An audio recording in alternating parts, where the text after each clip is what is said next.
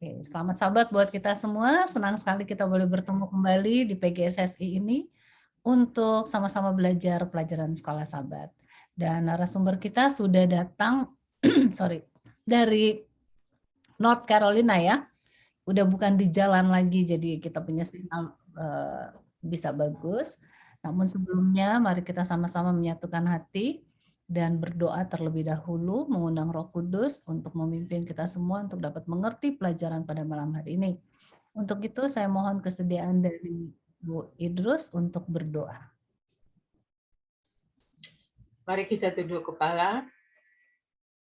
Bapa kami yang ada di surga, terima kasih kami bisa berkumpul semua di sini untuk mendengarkan sebagian firman-Mu dan untuk membuka sahabat. Ya Bapa, biarlah Engkau sertai kami, supaya kami buka hati kami, supaya kami bisa mengerti apa yang Pendeta Kuntarap akan ceritakan. Biarlah Roh-Mu yang suci menaungi beliau. Ya Bapa, terutama ampunkan dosa kesalahan kami. Kami mohon ini semua dengan nama Yesus penebus kami. Amin. Amin. Terima kasih. Dan selanjutnya kita langsung akan mengikuti pelajaran yang akan disampaikan oleh Pendeta Kuntaraf. Dan saya ingin ingatkan, jika ingin bertanya, tolong tuliskan pertanyaan di kolom chat, nanti saya baca, kemudian pendeta yang akan menjawab pertanyaan tersebut. Dan bagi yang mau bertanya langsung, boleh klik raise hand, nanti saya akan panggil namanya. Dan juga mohon untuk tidak menyalakan mikrofonnya, supaya tidak ada suara-suara yang mengganggu rekaman nanti. Baik, kita akan segera memulai. Ya, Pendeta Kuntaraf, silakan pelajaran kedua, cawan lebur yang datang. Terima kasih Ibu Peggy, tetapi saya nggak bisa share screen, rupanya saya harus bikin co-host dulu. Oh, oke, sebentar, saya bikin co-host. Bahaya ini narasumber tidak dijadikan co-host.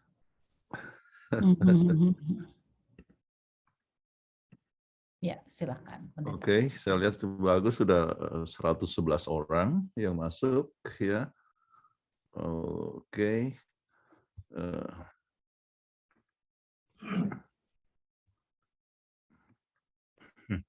Baik, selamat sahabat, saudara-saudara sekalian berada di mana saja, apakah dari California sampai di Nederland, ke Jerman atau Indonesia, ya. Kita akan belajar bersama cawan lebur yang datang. Oke. Nah, dalam pendahuluan Anda bisa berikan apa maksudnya dengan cawan lebur, kemudian dua tema dari pelajaran pekan ini, kemudian mengapa pelajaran ini penting. Kemudian arti daripada cawan lebur ya dalam bahasa Inggris ya crucible ya, sering berarti cawan percobaan di laboratorium kimia ya. Kamus memberikan definisi sebagai berikut ya, ada 3 hal yang bisa disebut di dalam arti cawan ini, cawan lebur, yaitu crucible gitu ya.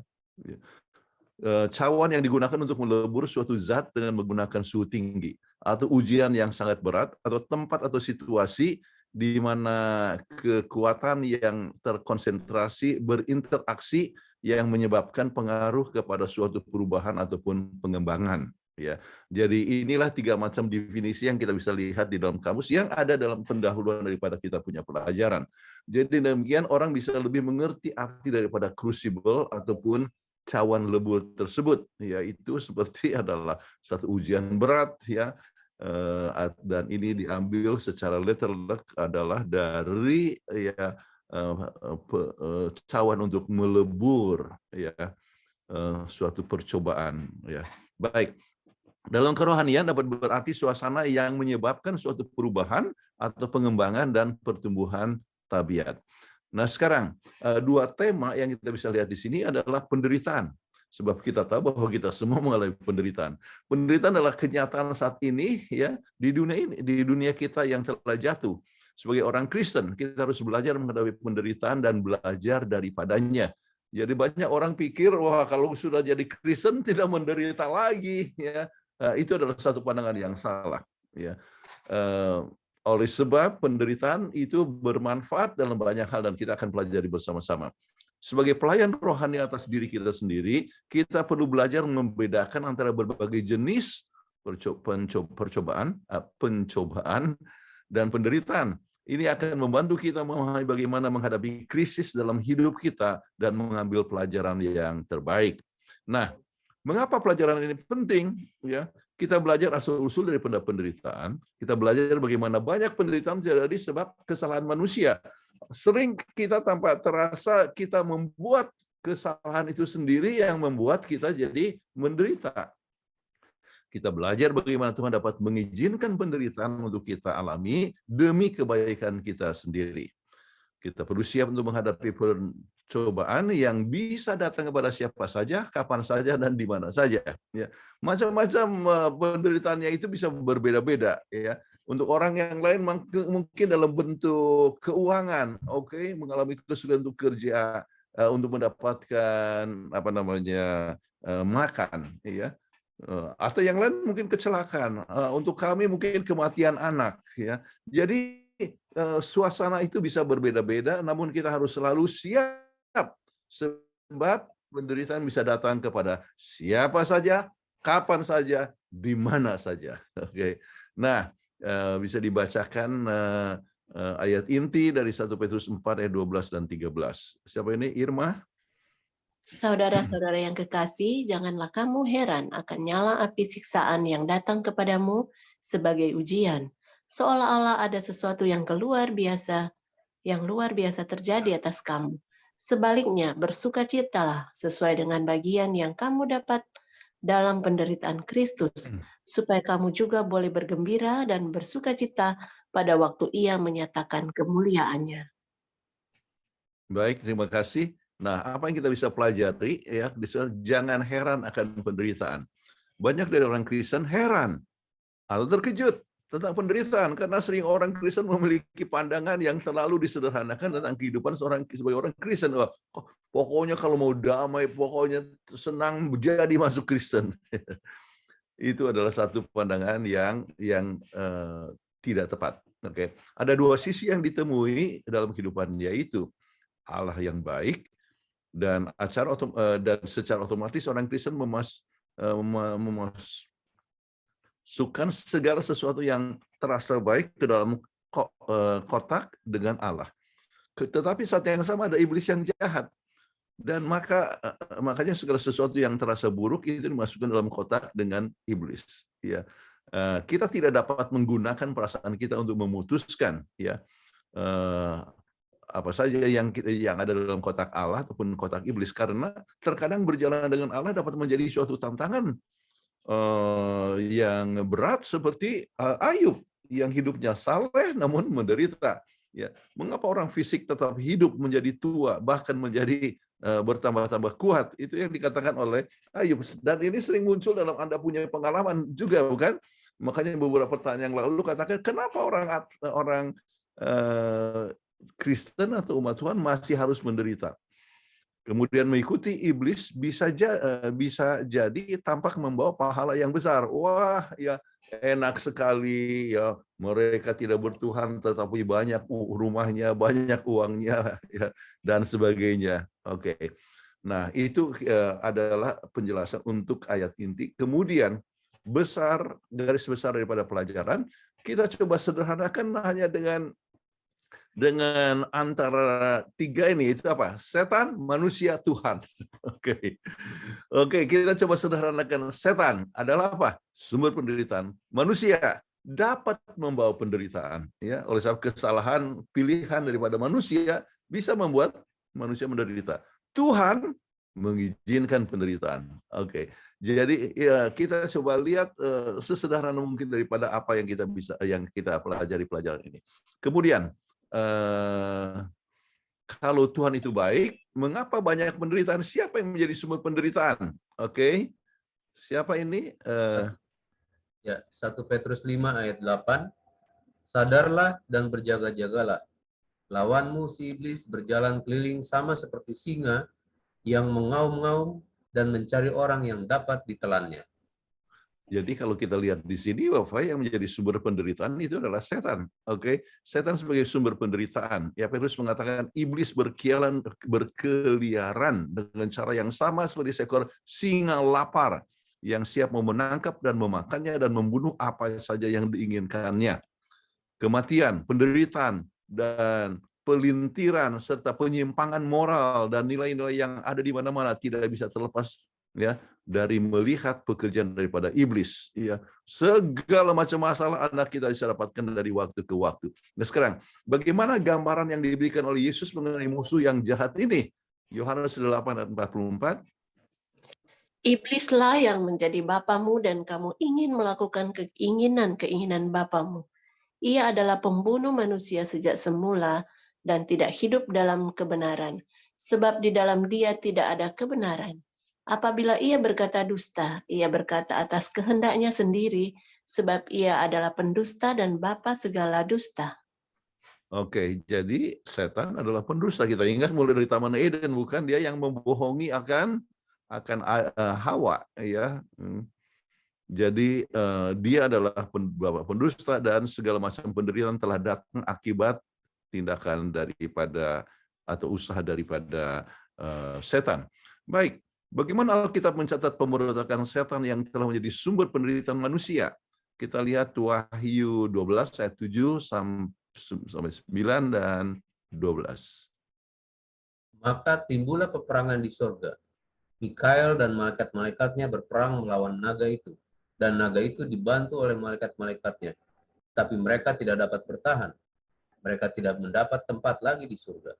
Dan naga besar itu, si ular tua yang disebut iblis atau setan, yang menyesatkan seluruh dunia dilemparkan ke bawah. Ia dilemparkan ke bumi bersama-sama dengan malaikat-malaikatnya. Celakalah kamu, hai bumi dan laut, karena iblis telah turun kepadamu dalam geramnya yang dahsyat, karena ia tahu bahwa waktunya sudah singkat.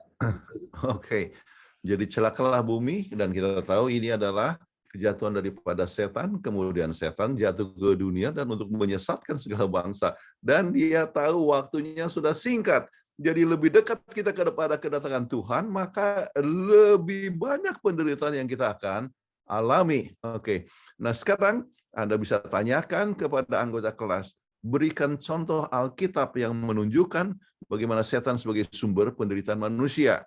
Ya, nah, kemudian pasti akan muncul kisah daripada Ayub yang menderita oleh sebab usaha setan.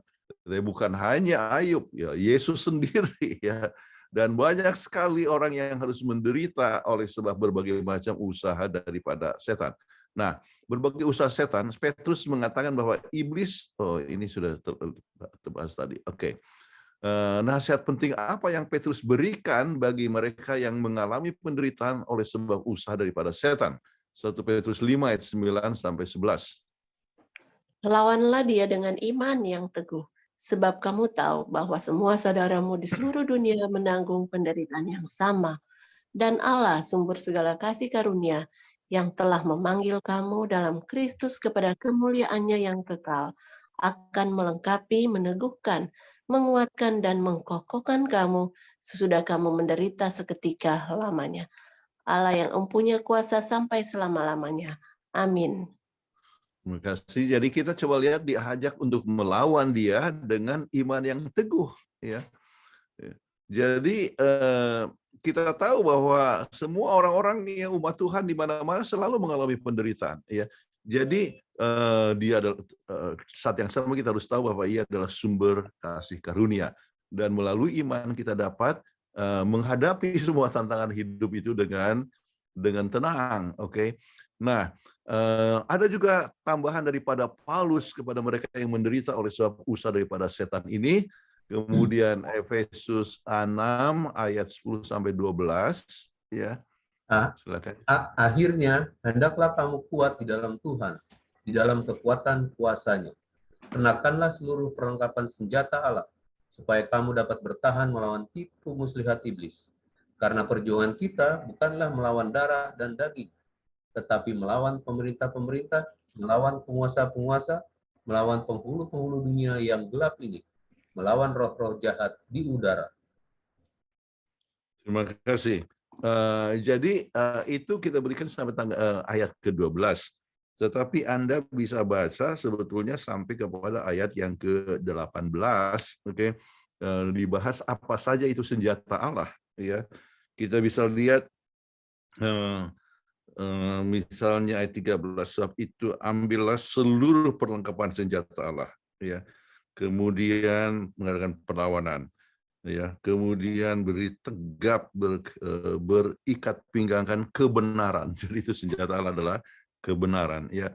Berbaju zirah keadilan, kakimu berkasutkan kerelaan untuk memberitakan Injil damai, ya. Dalam segala keadaan pergunakan perisai iman, ya.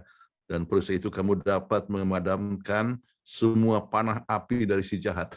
Jadi kita berbicara mengenai masalah kerohanian, ya, bicara tentang firman Tuhan melalui iman, kemudian semua ini, ya, dan pedang roh, ya, firman Allah, ya. Jadi ini adalah hal yang bisa digunakan, ya, nasihat yang diberikan oleh Paulus kepada mereka yang mengalami berbagai macam penderitaan supaya kita menang, ya, walaupun mengalami penderitaan. Oke, baik, janji Tuhan. Petrus menulis kata-kata ini dalam konteks menanggapi serangan iblis terhadap iman Kristen. Tetapi seperti yang telah disebutkan, iblis bekerja dengan berbagai cara. Ya, kadang-kadang dengan uang, ya, kadang-kadang dengan derita, kadang-kadang dengan sakit, kadang-kadang dengan kecelakaan. Oh, banyak cara, ya. Tetapi seperti yang telah disebutkan, iblis kemudian sekalipun kita menyadari kenyataan dan kekuatan atas musuh kita, namun kita tidak boleh putus asa. Mengapa? Yesus telah mengalahkan iblis, atau iblis adalah musuh yang telah dikalahkan. Bahwa selama kita tetap berhubungan dengan Yesus dan berpegang teguh padanya dalam iman, maka kita tidak pernah bisa dikalahkan. Karena salib kemenangan Kristus adalah kemenangan kita. Ingatlah pengalaman Ayub, digoda dengan bisul, kematian anak, kematian, hilang semua harta bendanya. Namun dia tetap bertahan di dalam iman kepada Tuhan. Oke. Baik, bagaimana manusia dapat menjadi penyebab dari ini bagian kedua, ya. Tadi kan setan sebagai penyebab. Sekarang manusia membawa penderitaan. Kita lihat bagaimana manusia menjadi penyebab dari penderitaan mereka sendiri. Silakan, ya. Jangan ini sesat. ayatnya adalah Galatia pasal 6 ayat 7 dan 8. Ya, silakan. Jangan sesat, Allah tidak membiarkan dirinya dipermainkan. Karena apa yang ditabur orang, itu juga yang akan dituainya. Sebab barang siapa menabur dalam dagingnya, ia akan menuai kebinasaan dari dagingnya.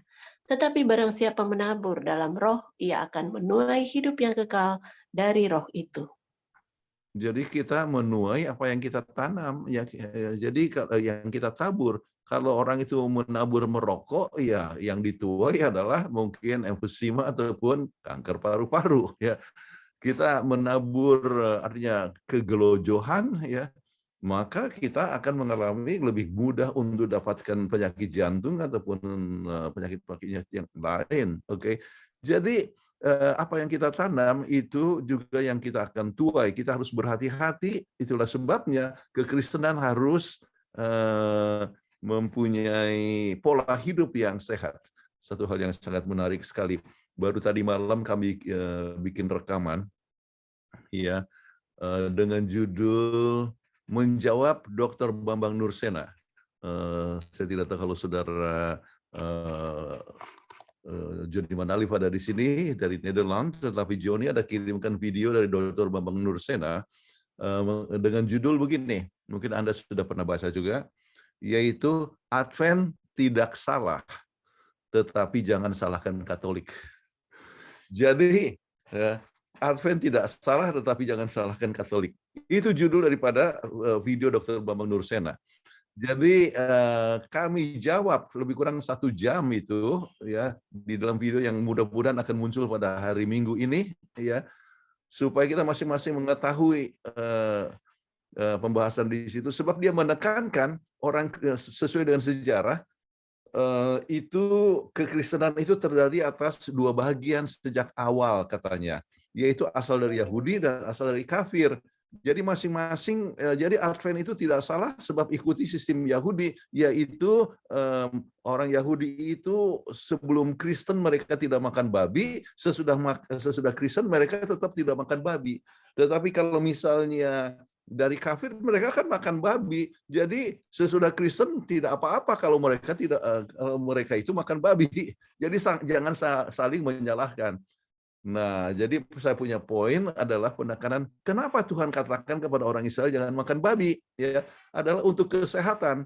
Kenapa? Yaitu lihatlah apa yang terjadi dengan orang-orang Mesir, ya. Sebab di dalam buku Keluaran 15 ayat 22 disebutkan, ya, bahwa penyakit-penyakit dari orang Mesir itu tidak akan menimpa orang-orang Israel. Nah, penyakit apa? Sesuai dengan berbagai macam penelitian, kita dapatkan bahwa dari mumi-mumi ada 14.000 mumi yang ternyata orang-orang Mesir itu meninggal oleh penyakit-penyakit modern seperti sekarang ini. Penyakit jantung lah, adanya arteriosklerosis, ada diabetes, ada kanker, apa semua. Nah, Tuhan katakan supaya orang Israel itu jangan menderita itu, ya, maka diberikanlah, ya, pola hidup yang sehat. Jadi pola hidup artinya pola hidup sehat itu berguna untuk Israel dulu, berguna juga untuk kita sekarang, ya. Jadi Tuhan menghendaki orang Israel sehat, Tuhan juga menghendaki kita sehat, artinya lebih sehat dari mereka yang makan apa saja seperti orang Mesir. Ya, nah itu kita berbicara mengenai masalah, ya, apa yang kita tanam kita akan tuai. Jadi kalau kita mau mempunyai tubuh yang lebih sehat, umur yang panjang, maka mau tidak mau kita harus memikirkan apa yang menjadi pola hidup kita sekarang ini. Dan kita bersyukur sebagai umat Advent telah diberikan begitu banyak petunjuk untuk mempunyai pola hidup yang baik. Nah sekarang contoh yang kedua, ya, manusia dapat membawa penderitaan adalah apa yang ditulis oleh Salomo, ya, dalam Amsal 7, ya. Apakah yang Raja Salomo ceritakan mengenai seorang muda yang ceroboh hingga membawa penderitaan bagi dirinya sendiri? Silakan. Ya. Amsal 7 ayat 6 sampai 10, 18 dan 22. Karena ketika suatu waktu aku melihat-lihat dari kisi-kisiku, dari jendela rumahku, kulihat di antara yang tak berpengalaman. Kudapati di antara anak-anak muda seorang teruna yang tidak berakal-budi, yang menyeberang dekat sudut jalan, lalu melangkah menuju rumah perempuan semacam itu pada waktu senja, pada petang hari, di malam yang gelap. Maka datanglah menyongsong dia seorang perempuan berpakaian sundal dan hati licik. Marilah kita memuaskan berahi hingga pagi hari, dan bersama-sama menikmati asmara. Maka tiba-tiba orang muda itu mengikuti dia seperti lembu yang dibawa ke pejagalan, dan seperti orang bodoh yang terbelenggu untuk dihukum. Oke, kita mengetahui banyak penderitaan oleh sebab salah pilih ataupun tindakan yang salah, termasuk di dalam masalah moralitas, ya. Misalnya seperti ini mengenai berpakaian sundal dengan hati yang licik, dan apa yang terjadi, ya, yaitu berbagai macam penyakit yang bisa timbul, ya, mungkinkah herpes atau sifilis ataupun raja singa, apa namanya itu, gonorrhea, ya, atau AIDS dan sebagainya. Jadi kita bisa lihat bahwa menderita, kalau orang sudah sakit misalnya oleh sebab sifilis dan sebagainya, kemudian dikatakan kenapa saya harus menderita demikian? Banyak yang lupa bahwa oleh sebab salah dia punya tindakan sendiri. Jadi penderitaan datang oleh sebab salahnya. Nah, dalam hal ini berikan pengalaman bagaimana Anda telah menjadi penyebab dari penderitaan Anda sendiri dan bagaimana Tuhan telah menolong Anda keluar dari penderitaan tersebut. Ini adalah satu waktu untuk sharing di mana orang-orang bisa lihat, ya, mungkin memberikan suatu pengalaman, ya. Bapak saya, ya, merokok, ya, berapa tahun? 30 tahun, ya. 30 tahun dia merokok, ya. Tetapi ya akhirnya dengan bujukan daripada anak-anak, akhirnya dia bisa berhenti merokok. Bahkan akhirnya dibaptis juga sebagai seorang Advent, ya. 10 tahun sudah kami menjadi Advent, ya. Nah, jadi selama itu dia tetap merokok, maka bisa menyebabkan akibatnya yang buruk. Tetapi untung sekali dia dapat lepas daripada kebiasaan tersebut. Mungkin ada anggota daripada kelas ini yang mungkin pernah terlibat dalam narkoba ya dan sebagainya. Tetapi Tuhan selalu mencari supaya kita bisa mengalahkan akan kelemahan kita. Baik, berikan contoh dalam Alkitab. Bagaimana Allah telah mengizinkan penderitaan atau pencobaan agar Tuhan dapat mencapai tujuannya yang lebih baik. Ini bagian ketiga, Tuhan mengizinkan penderitaan. Kita bisa lihat pengalaman Sadrak, Mesak, Abednego, dan Babil yang harus masuk dalam dapur api. Atau Daniel masuk di lubang singa. Atau pengalaman Paulus dan Silas di penjara di Filipi. Nah, Tuhan mengizinkan, mereka tidak bersalah, mereka justru setia dalam menurut kehendak Tuhan. Namun Tuhan mengizinkan untuk kepentingan daripada Injil. Bayangkan Paulus dan Silas, ya, kami pernah lihat itu penjaranya di Filipi, ya, di bawah tanah, yaitu satu hal yang mengerikan, ya. Tetapi dia bisa menyanyi. Dan dengan menyanyi itu kemudian Tuhan bekerja membuat suatu mujizat sampai kepala penjara itu, ya, bertobat. Jadi untuk kepentingan Injil, ya, maka Tuhan bisa mengizinkan akan penderitaan datang kepada kita. Melalui pengalaman Sadrak, Mesak, dan Abednego, maka Nebukadnezar bisa mengenalkan Tuhan. Ya, bukan berarti dia langsung bertobat pada waktu itu, tetapi dia juga mengetahui bahwa ada satu kekuatan yang lebih besar daripada kekuatan manusia. Nah, apakah yang kita dapat pelajari pengalaman Paulus sehubungan dengan penderitaan yang dialaminya? Sebab ternyata Paulus itu juga mengalami suatu derita. Oke, 2 Korintus 12 ayat 7-10. Dan supaya aku jangan meninggikan diri karena pernyataan-pernyataan yang luar biasa itu, maka aku diberi suatu duri di dalam dagingku, yaitu seorang utusan iblis untuk menggocok aku, supaya aku jangan meninggikan diri. Tentang hal itu aku sudah 3 kali berseru kepada Tuhan, supaya utusan iblis itu mundur daripadaku. Tetapi jawab Tuhan kepadaku, cukuplah kasih karuniaku bagimu, sebab justru dalam kelemahanlah kuasaku akan menjadi sempurna. Sebab itu terlebih suka aku bermegah atas kelemahanku, supaya kuasa Kristus turun menaungi aku. Karena itu aku senang dan rela di dalam kelemahan, di dalam siksaan, di dalam kesukaran, di dalam penganiayaan, dan kesesakan oleh karena Kristus. Sebab jika aku lemah, maka aku kuat. Nah, ini satu hal yang kita lihat pengalaman daripada Paulus sendiri, dia sudah berulang-ulang berseru kepada Tuhan kalau boleh keluar itu namanya duri di dalam daging. Nah, arti daripada duri dalam daging, ya, kita lihat bahwa ide-ide muncul dari Paulus yang mendapatkan serangan secara konstan dari musuh-musuhnya, sehingga ia menghadapi kesulitan dalam berbicara ataupun berkhotbah. Ya.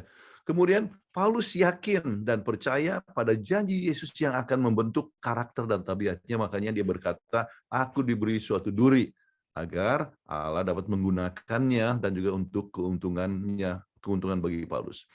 Bahwa duri yang ditulis Paulus memiliki tujuan yang pasti. Untuk apa? Untuk untuk mencegah aku menjadi sombong. Jadi kalau Anda mengalami kesulitan dalam kehidupan, jangan kuat, jangan langsung salahkan Tuhan. Sering Tuhan izinkan itu supaya Anda jangan sombong, oke?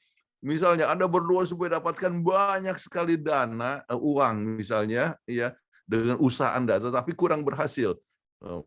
Kita harus ingat bahwa seringnya Tuhan hindarkan supaya kita menjadi sombong. Itu bukan karena dosa tertentu yang dia lakukan, tetapi untuk mencegah dia berbuat dosa di masa depan. Paulus menyadari bahwa pada dasarnya ia memiliki kelemahan terhadap dosa, dan bahwa duri itu dapat mencegahnya. Ya. Jadi ada banyak pandangan tentang ini. Mungkin adanya salah satu pandangan adalah mungkin matanya dia agak rabun. Ya. Dan dia berdoa supaya kesembuhannya, tetapi itu tetap ada padanya, ya. Jadi kalau seandainya doa kita tidak dijawab Tuhan, maka Tuhan mengizinkan itu untuk kebaikan kita sendiri. Baik, bagaimana Tuhan telah memberikan janjinya bagi mereka yang mengalami penderitaan untuk kebaikan jangka panjang. Nah, kita lihat Roma 8:28, ayat yang sangat kita kenal. Kita tahu sekarang bahwa Allah turut bekerja dalam segala sesuatu untuk mendatangkan kebaikan bagi mereka yang mengasihi Dia, yaitu bagi mereka yang terpanggil sesuai dengan rencana Allah. Oke.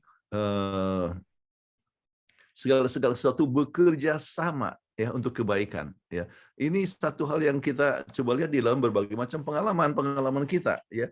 Betapa sering ya suatu derita, pengalaman yang kita alami rupanya ada manfaatnya ya. Jadi waktu sekolah orang-orang kaya ya itu tidak perlu kerja, saya harus kerja keras. Iya. Tetapi ternyata pengalaman kerja keras itu menolong saya ya supaya ya bergantung kepada Tuhan sepenuhnya, dan Tuhan selalu kasih rezeki pada waktunya yang tepat. Jadi kalau orang harus kerja keras ya, itu adalah satu hal yang sangat berguna untuk dia. Pengalaman kami misalnya kedukaan ya, kematian anak laki-laki satu-satunya itu bermanfaat ya, di mana kami bisa menguatkan juga orang lain ya. Oleh sebab itu adalah satu hal di mana kita dapat mempunyai pengharapan dalam Tuhan ya, walaupun kita mengalami suatu duka cita yang sangat dalam. Jadi kembali, segala sesuatu yang itu terjadi adalah untuk kebaikan kita ataupun pekerjaan Tuhan. Baik. Nampaknya ya orang yang bertuhan mengalami lebih banyak penderitaan daripada yang tidak bertuhan. Apakah yang menyebabkan hal itu terjadi? Silakan 1 Korintus 10:13. Pencobaan-pencobaan yang kamu alami ialah pencobaan-pencobaan biasa yang tidak melebihi kekuatan manusia. Sebab Allah setia dan karena itu Ia tidak akan membiarkan kamu dicobai melampaui kekuatanmu. Pada waktu kamu dicobai, Ia akan memberikan kepadamu jalan keluar sehingga kamu dapat menanggungnya. Oke, ini hal yang luar biasa yang kita harus selalu ingat ya, bahwa Tuhan tidak akan mengizinkan pencobaan lebih besar dari kekuatan kita. Apa artinya? Kalau kita kuat, maka sering pencobaan itu lebih besar. Ya. Sering lebih banyak kita punya kegiatan-kegiatan di dalam pelayanan, kadang-kadang godaan itu dapat lebih besar. Oke, jadi kita perlu ya mengingat ini, dan kita dapat lebih bergantung kepada Tuhan supaya kita dapat tetap menang walaupun banyak pencobaan yang besar yang datang kepada kita. Nah, mengapa Tuhan mengizinkan penderitaan? Sebab itu beginilah firman Tuhan semesta alam. Sesungguhnya aku mau melebur dan menguji mereka, sebab apakah lagi yang dapat kulakukan terhadap putri umatku. Dikatakan, jika Tuhan Allah mengingatkan akan firman Tuhan yang menyakiti Anda, dan Anda dapat yakin ya bahwa ada sesuatu dalam Anda yang ingin Anda sakiti sampai sesuatu itu ya mati ya. Allah berkata bahwa Ia akan memurnikan dan menguji ya atau melebur Yehuda dan Yerusalem. Jadi ada dua alasan yang diberikan Allah ya, yang diberikan Allah di dalam Alkitab ya, yaitu ya untuk pemurnian dan pengujian ya. Jadi Tuhan izinkan untuk memurnikan kita dan menguji ya akan kita, sehingga ada tindakan yang artinya kesukaran yang kita alami. Tujuan pemurnian dan pengujian. Oke, kita lihat, kita mengalami rasa sakit ketika Allah mengizinkan keadaan yang membawa dosa kita kepada perhatian kita. Ya, beberapa saat sebelumnya Yeremia ya, dengan sedih mengatakan, hembuskanlah ya, bertiup kencang dan membakar timah hitam ya, dengan api. Ya. Tetapi pemurnian itu sia-sia, orang fasik tidak disingkirkan. Oleh karena itu terkadang diperlukan tindakan drastis untuk menjadi perhatian kita. Ya. Ada satu buku, tulisan daripada C.S. Lewis yang dikatakan suffering is the echo of God's voice. Apa maksudnya? Penderitaan adalah satu dengungan atau gaung ya. Penderitaan adalah satu gaung ya dari suara Tuhan.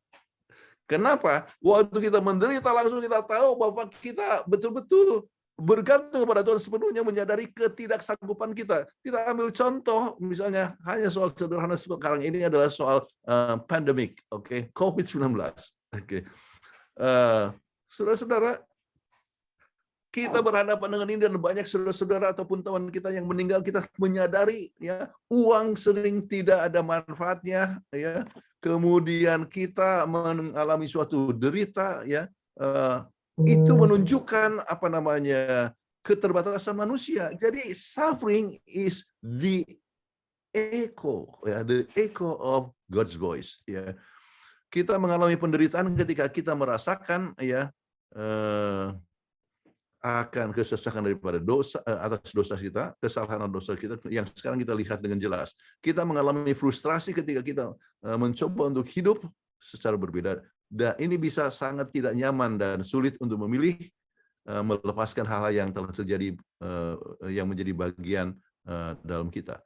Oke, jadi dalam masa ini dalam masa derita kita dapat lebih dimurnikan dan diuji kesetiaan kita kepada Tuhan, dan pengalaman daripada Ayub adalah hal yang sangat nyata sekali. Oke, Tuhan mengizinkan penderitaan. Mengapa kita tidak seharusnya kaget kalau kita mengalami suatu derita ya. Nah, kata Yunani, jangan kamu heran atau terkejut ya, di dalam 1 Petrus 4 itu ayat 12.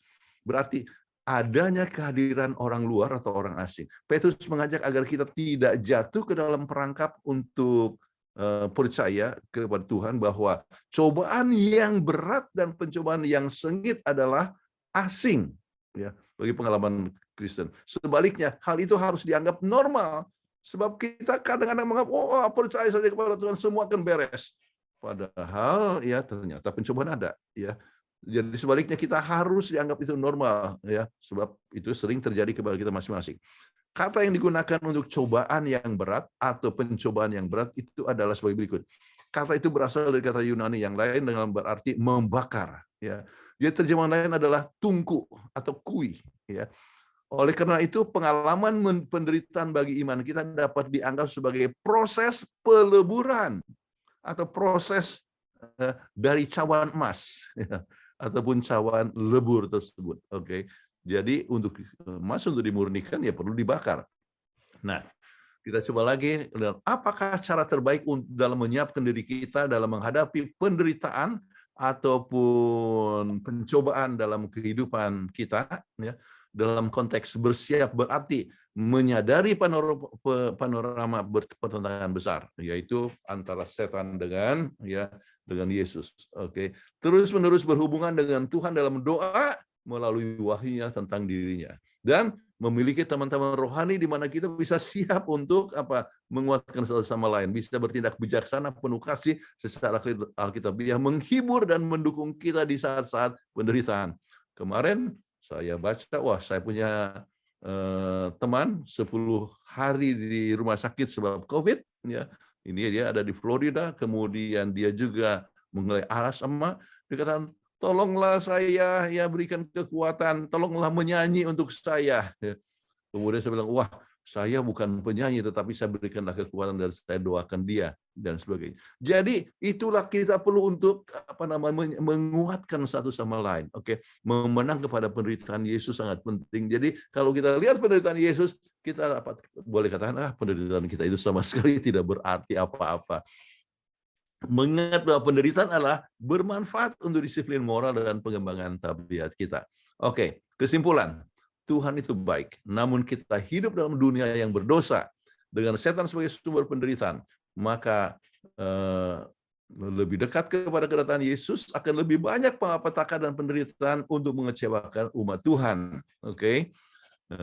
Kemudian banyak penderitaan yang datang oleh sebab pilihan yang salah, namun Tuhan senantiasa menjangkau manusia agar datang kepadanya. Jadi bagaimanapun dosa kita, jangan khawatir, Tuhan selalu coba berusaha. Yang penting kita punya sikap, ya. Waktu kita jatuh, bagaimana kita akan datang kepada Tuhan. Sering Tuhan mengizinkan penderitaan datang kepada umat Tuhan untuk kepentingan Injil, untuk pertumbuhan tabiat, dan pengembangan iman kita. Oke. Kemudian kita perlu meyakini bahwa Tuhan hadir di tengah-tengah umatnya dalam segala situasi, bila kita bergantung kepada Tuhan sepenuhnya. Jadi Tuhan hadir, ya, pada Anda pada saat Anda di rumah sakit atau Anda menderita atau oleh sebab kedukaan. Tuhan hadir dan ikut bersimpati kepada Anda. Baik, hidup yang terbaik halaman 457 ini adalah Ministry of Healing. Silakan Ibu Peggy. Ya. Ia yang membaca hati manusia mengetahui tabiat mereka lebih baik daripada mereka sendiri. Ia melihat bahwa sebagian orang mempunyai kuasa dan kelemahan yang kalau diarahkan dengan benar dapat digunakan dalam memajukan pekerjaannya. Dalam pemeliharaannya, ia menempatkan orang-orang ini pada posisi yang berbeda dan situasi yang berbeda pula, agar mereka dapat menemukan dalam tabiat mereka itu cacat yang tersembunyi dari pengetahuan mereka. Ia memberi kesempatan kepada mereka untuk memperbaiki cacat ini dan melayakkan diri mereka untuk pekerjaannya. Sering ia mengizinkan api penyiksaan menyerang mereka agar mereka disucikan. Jadi sangat jelas maksud daripada satu penderitaan, kalau itu Tuhan izinkan, ya, walaupun setan yang buat, ya Tuhan izinkan. Kenapa? Untuk menguji. Sama seperti Ayub yang buat itu penderitaan itu adalah setan, tetapi itu adalah satu ujian kesetiaan dia kepada Tuhan. Baik, pertanyaan aplikasi. Berikan pengalaman Anda bagaimana Allah telah mengizinkan suatu penderitaan atau pencobaan untuk kebaikan Anda sendiri. Ya, banyak sebenarnya pengalaman saya dan pengalaman Anda bisa share ya di dalam kelas. Bagaimana Anda menolong orang yang merasa Tuhan telah meninggalkannya sebab dia menghadapi banyak musibah. Ya, jadi sama seperti pengalaman Ayub ya. Jadi teman-temannya datang bukannya untuk mengasih kekuatan, tetapi justru lebih banyak mengkritik, kamu sudah berdosa ya, kamu sudah melanggar ya dan sebagainya. Nah, banyak yang saya ingat saya melawat seorang yang sakit ya, dan teman saya ya langsung katakan langsung mengatakan bahwa kamu sudah melakukan suatu dosa, makanya kamu harus masuk rumah sakit. Kita harus memikirkan bagaimana untuk memberikan kekuatan. Ya, tidak perlu kita harus mengutik-ngutik apa yang menjadi latar belakang seorang itu sakit. Ya, tetapi kita harus menguatkan. Nah, bagaimana kalau orang itu merasa bahwa dia rasa ditinggalkan oleh Tuhan?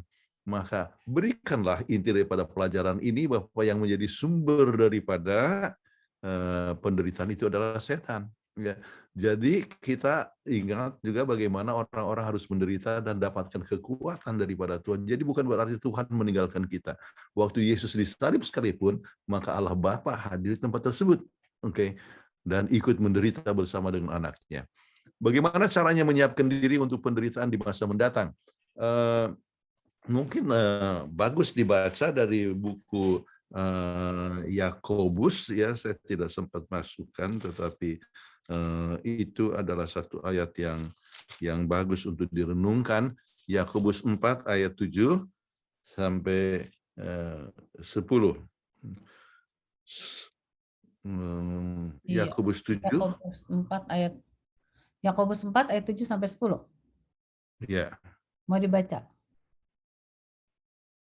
Karena itu tunduklah kepada Allah dan lawanlah iblis, maka ia akan lari daripadamu.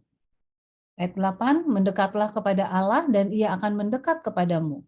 Tahirkanlah tanganmu, hai kamu orang-orang berdosa, dan sucikanlah hatimu, hai kamu yang mendua hati. Ayat 9, sadarilah kemalanganmu, berdukacita dan merataplah. Hendaklah tertawamu kamu ganti dengan ratap dan sukacitamu dengan dukacita. Ayat 10, rendahkanlah dirimu di hadapan Tuhan, dan ia akan meninggikanmu. Oke, kita lihat di sini lawan iblis, enggak. Kemudian mendekatlah kepada Allah. Oke, iya, mendekatlah kepada Allah. Ya. Kemudian ia akan mendekat kepadamu. Ya.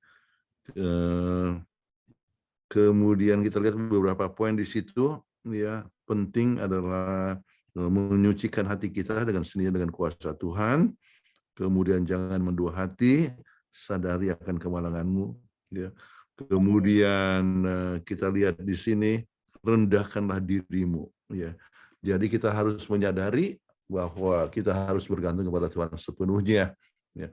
Nah, apa yang akan Anda lakukan dengan pelajaran ini minggu depan? Itu adalah hal yang Anda bisa pikirkan, renungkan. Mungkin Anda bisa menjadi saluran berkat untuk orang lain yang sedang menderita, ya, atau baru saja kematian daripada seorang pasangan hidup dan sebagainya, maka kita dapat gunakan pelajaran ini untuk menolong orang lain. Baik, saudara-saudara sekalian, sudah selesai dan kita masih ada waktu lumayan, ya. Berapa ini? 42 menit, ya. Dan saya lihat ada 155 yang hadir sampai sekarang ini. Sekarang kami silahkan kalau ada pertanyaan. Moderatornya jadi ganti ya. Baik, terima kasih Pendeta Kuntaraf, dan saatnya kita masuk dalam sesi yang kedua, yaitu sesi tanya jawab. Di kolom chat pertanyaannya belum banyak. Oke.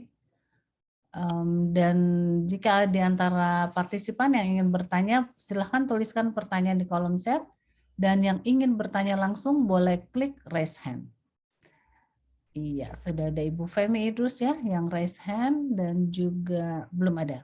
Oke, pertanyaan-pertanyaan dari Ibu Evi Peo. Jadi intinya adalah soal babi haram, dan sekarang katanya banyak kapsul obat-obatan yang digunakan dari babi ya. Jadi katanya tulang babi diambil, gelatinnya dibuat kapsul dan jelly, agar-agar, lemaknya bahan dasar untuk mentega dan obat-obatan dan lain-lain. Bagaimana ini Pendeta? Oke, jadi ini adalah satu perkara yang tidak semua orang mungkin sependapat dengan kita. Ya, kita harus tahu bahwa keselamatan itu bukan soal makan minum. Keselamatan itu hanya dengan Tuhan, dan keselamatan itu adalah anugerah Tuhan. Ya, dan Tuhan memberikan hukum kesehatan adalah untuk kesehatan kita. Ya.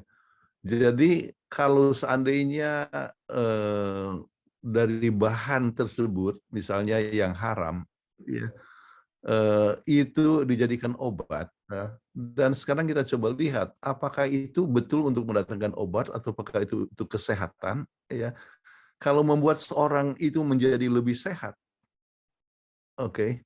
Kembali ini mungkin orang tidak sependapat, ya. Kalau itu membuat orang lebih sehat, ya, maka mana yang lebih baik, ambil itu kapsul, ya, atau Anda mati oleh sebab tidak tertolong oleh sebab Anda sakit. Oke. Jadi prinsip daripada makanan itu adalah masalah untuk kesehatan. Ya. Jadi kalau misalnya ternyata itu menjadi suatu obat, ya, maka kita tidak sependapat seperti dengan kelompok daripada muslimin yang harus ada cap halal, ya, untuk suatu produk, ya. Jadi kalau misalnya ada mengandung misalnya 1/1000 zat itu sudah salah. Ya. Kenapa itu makanan itu adalah sesuatu hal yang dilarang? Adalah untuk kesehatan. Nah, sekarang kita coba ambil, ya, itu gelatin, ya, itu dikatakan ya ada diambil dari babi. Kira-kira seperberapa, ya, babinya itu seperberapa? Oke. Kita ambil yogurt, ada gelatin. Ya, itu seperberapa. Jadi itu tidak perlu kita harus khawatirkan seakan-akan kita akan masuk neraka oleh sebab itu. Kematian akan keselamatan hanya oleh sebab Yesus. Namun, ya, pendapat yang sangat penting adalah kalau kita tahu bahwa itu ada mengandung sesuatu hal yang buruk, ya, maka kita hindarkan. Ya. Kita hindarkan kalau kita tahu bahwa itu adalah sesuatu perkara yang haram, ya. Kita hindarkan. Namun kadang-kadang kita tidak tahu bahwa itu ya ada di dalam suatu zat tersebut ya, bahwa ini ada gelatin ya. Ya. Kemudian kita tidak perlu harus argue, aduh saya sudah berdosa ini, saya sudah bisa masuk neraka. Kita punya prinsip tentang makanan itu adalah untuk kesehatan, ya. Bukan ya untuk menyebabkan kita selamat. Keselamatan hanya melalui Yesus Kristus dan penurutan kepada kehendak Tuhan. Kemudian kenapa babi itu dilarang? Oleh sebab dia punya bisa mungkin seorang itu mendapatkan cacing pita kah, atau misalnya salmonella lah cacing, ataupun oleh sebab atherosclerosis dia punya kolesterol atau dia punya lemak dan sebagainya. Nah, kalau seandainya ya justru kalau makan sesuatu ya jadi lebih sehat, ya kenapa tidak? Oke. Nah, ini adalah satu perkara yang mungkin sebagian orang tidak akan sependapat, tetapi saya mengambil prinsip daripada keselamatan, bahwa perselamatan itu bukan oleh sebab perbuatan kita, tetapi hanya oleh sebab Tuhan punya. Dan keselamatan hanya oleh sebab kasih karunia Allah, tetapi kalau seandainya sesuatu hal yang justru membuat kita lebih sehat, ya, untuk saya, sebab Tuhan mau kita jaga kesehatan, justru itu kita tidak merasa bahwa itu adalah satu perkara yang harus kita khawatirkan. Namun kalau sudah jelas kita hindarkan, ya. Salah satu adalah supaya jangan menjadi batu sandungan, oke? Jadi kita hindarkan. Namun jangan sampai mengganggu pikiran kita kalau ternyata bahwa ada sesuatu hal yang ada zat di situ, ya, tetapi justru membuat kita sehat. Oke. Ya, semoga menjawab, dan mungkin pertanyaan ini pembahasannya nanti jangan diperpanjang karena kita membahas hal yang lain ya. Oke, kayaknya sih agak panjang. Saya juga ada pertanyaan, tapi kita kembali kepada inti dari pelajaran kita Sekolah Sabat pada malam ini. Baiklah, pertanyaan berikutnya MDM, nggak ada nama panjang. Oh, Michael ya, Michael dari Pulau Jawa. Ingin bertanya, bukankah setan tidak boleh menghilangkan nyawa manusia, namun kenapa anak-anak Ayub bisa meninggal? Apakah nama anak-anak Ayub masuk buku kehidupan? Wah, bisa saja masuk dalam buku kehidupan, tetapi apa yang telah terjadi adalah Tuhan dapat mengizinkan ya akan suatu derita ya untuk datang kepada kita, termasuk ya kematian daripada orang yang kita kasihi ya. Kalau waktu kami kematian anak kami ya, kami percaya bahwa setan mau coba mengecewakan kami supaya kita jangan berharap kepada Tuhan. Tetapi artinya kita jangan percaya lagi sama Tuhan yang dikatakan Tuhan akan melindungi ya. Tetapi kita mengetahui bahwa Tuhan izinkan itu terjadi ya. Walaupun yang menjadi sumber malapetaka adalah setan ya, Tuhan mengizinkan untuk kebaikan daripada suatu Injil, dan untuk kebaikan daripada Ayub di dalam menguji dia punya iman, dan pengalaman daripada Ayub menunjukkan bahwa ia telah menjadi teladan kepada umat Tuhan sepanjang zaman ya. Jadi Tuhan dapat mengizinkan ya, walaupun dia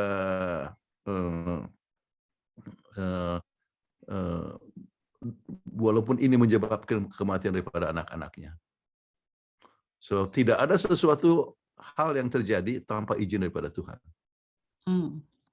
Amin. Semoga menjawab Pak Michael. Selanjutnya dari Bapak Maksa Marpaung, dan setelah itu Ibu Idrus jadi ya.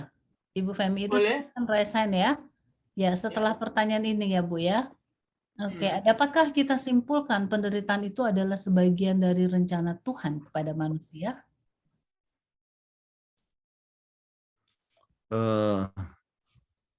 Dapat kita simpulkan penderitaan itu adalah sebagian, saya pikir sebagian daripada rencana Tuhan dalam manusia. Iya, Tuhan artinya Tuhan tidak pernah merencanakan penderitaan pada awalnya. Ya.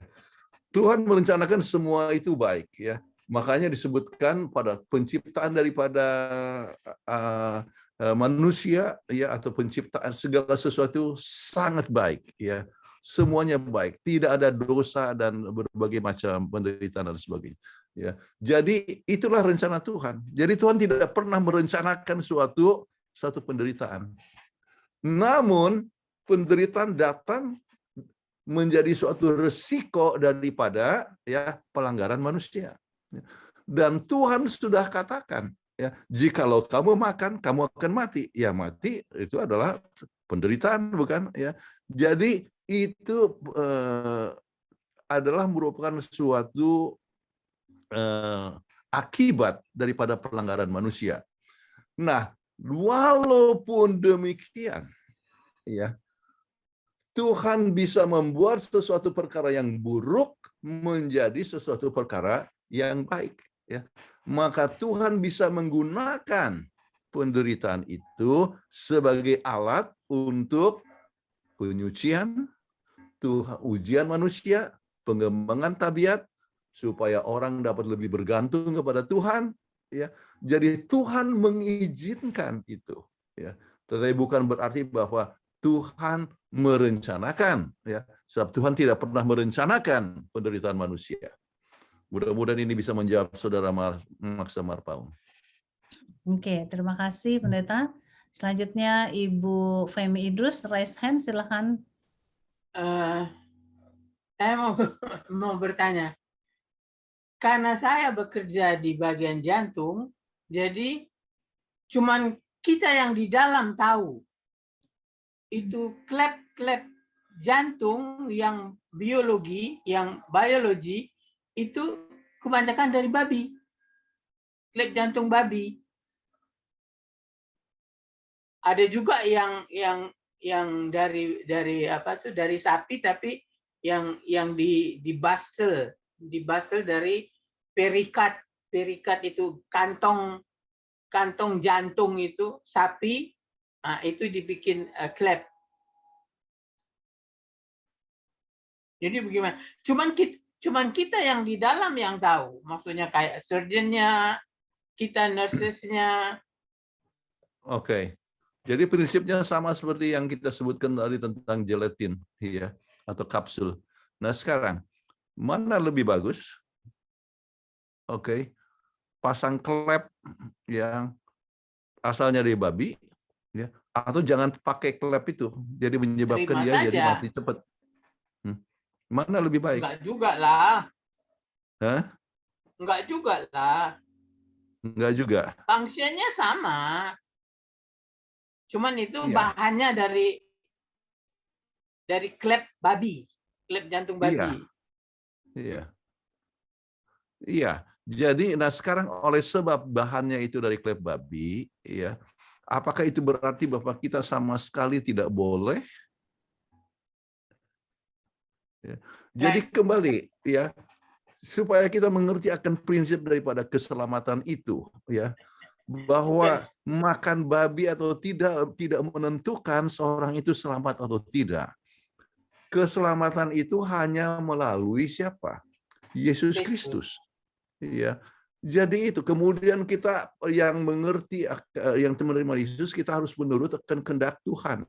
Apakah kehendak Tuhan? Itu ada, ya, kasih kepada Allah, kasih kepada sesama manusia. Penurutan kepada 10 hukum. Oke. Kesehatan apa perlu atau tidak? Oh, perlu untuk kita lebih sehat. Makanya Tuhan memberikan akan hukum kesehatan. Tetapi misalnya termasuk jangan makan babi. Tetapi kalau ternyata menggunakan klep yang dibuat dari babi membuat seorang itu lebih sehat, jadi jantungnya bisa berdetak dengan lebih baik, ya, maka lebih bagus.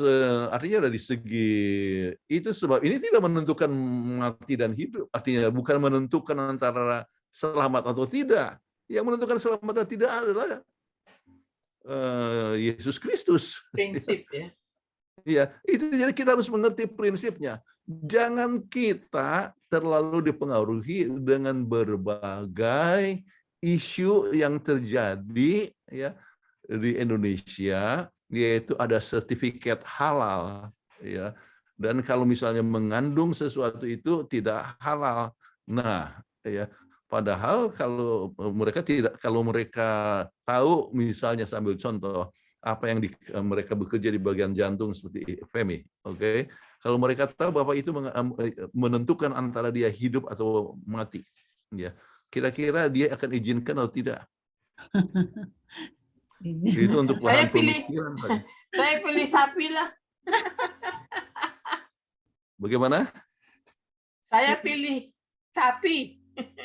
Karena kemungkinan ada ya. kan. Kalau bisa Kecuali dapatkan kalau dari tidak. sapi, oke. Ya. Iya. Oke. Oke. Jadi kembali inti poin pelajaran adalah mengenai masalah penderitaan. Jadi tetapi kasus ini sebutkan, saya hanya sebutkan bahwa hukum kesehatan adalah untuk supaya kita sehat. Ya. Itu yang sangat penting. Ya. Kita kembali ya kepada materi sekolah sahabat kita, calon lebur yang datang. Ya, tentang penderitaan. Mungkin juga maksudnya menderita jadi nggak bisa makan babi kali. Sekarang lagi viral itu, rendang babi, Ambo. Oh iya? Ya. Iya. Indonesia lagi viral itu. Tapi nah, nanti kalau itu adalah satu perkara yang harus dihindarkan, ya. Sebab makan itu menyebabkan kita jadi lebih mudah untuk sakit. Ya, untuk mereka enak katanya, lebih enak. Iya, tidak semua yang enak itu ya sehat. Jadi kita harus ingat makan atau tidak adalah untuk kesehatan. Oke. Nanti jangan-jangan udah setelah selesai pasang klep tahu dari babi minta dibuka lagi klepnya. Baik, saya kasih kesempatan kepada Bapak Harjono Hadisaputro ya, raise hand. Silakan Pak Harjono.